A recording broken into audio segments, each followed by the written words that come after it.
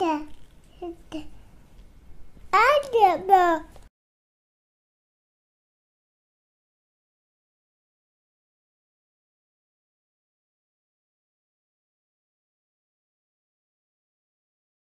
I'm Eva from Bourne, and today I'm talking to Amanda Rayment from Welcome World Herbal Teas.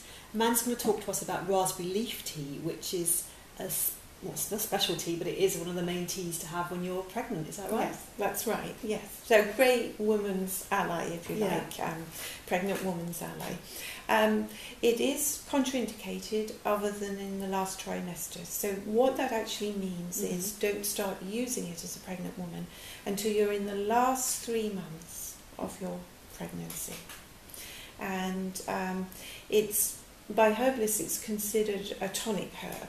So it supports the uterus. It's kind of a precursor, a building block, if you like, to reminding the physiology of the body that the uterus is going to start doing its wonderful work as we move towards birth and during birth. So yes, it supports the whole uterine area, and it's packed with iron and calcium and many other vitamins, but such a long tradition in sort of wise women's ways of, in that last trimester, bringing raspberry leaf into the kitchen cupboard and beginning drinking it. So can you tell us why it's contraindicated in the first 2 trimesters? Yes, just so people know.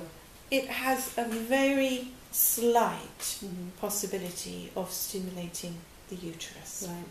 Then if you've been taking it, before you were pregnant, because some women, like you say, take it as uterine tonic all the time and just drink raspberry leaf tea, whatever.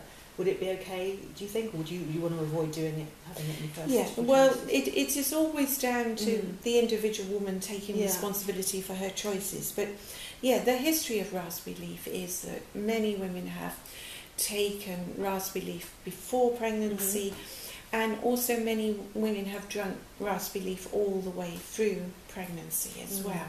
But working as a professional herbalist, it is contraindicated for us in the first 2 trimesters of pregnancy.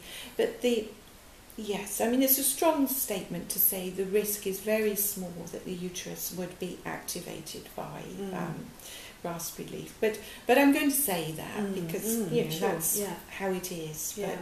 But also, if there is the information out there that something is contraindicated, I don't see any purpose in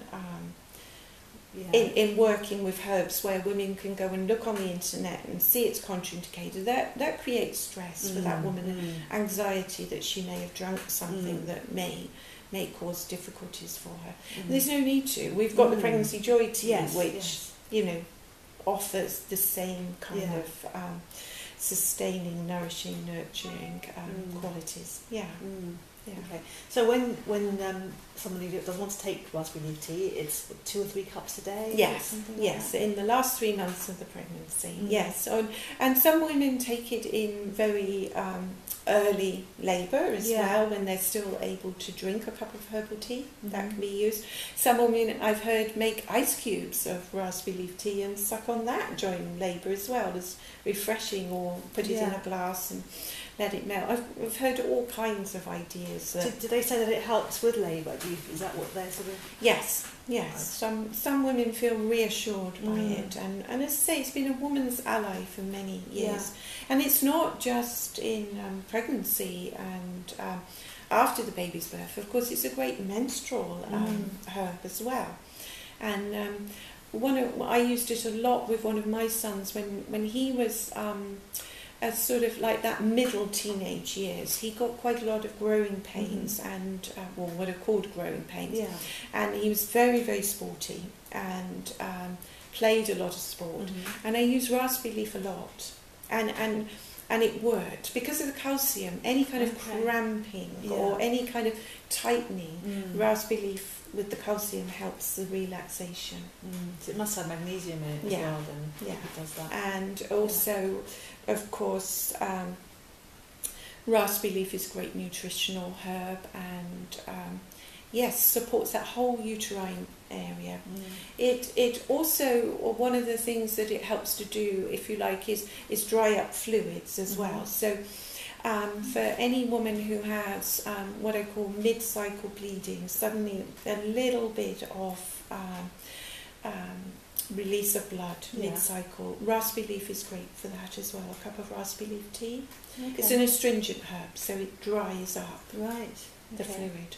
But again, as herbs are precursors, as I keep saying, that although they dry up, it doesn't mean that they're going to dry up the whole physiology of the body and then there's no fluid. It helps bring the balance. So if there's an excess of fluid or blood being leaked at a time that isn't appropriate, then that helps to dry that up and bring back the balance. So would it also help postnatally with the uterus contracting and postpartum pains? Yes, it'd be wonderful for that. Yes. So, a wonderful, and of course, it can be in the kitchen cupboard for the little ones or older children if there's upset tummy.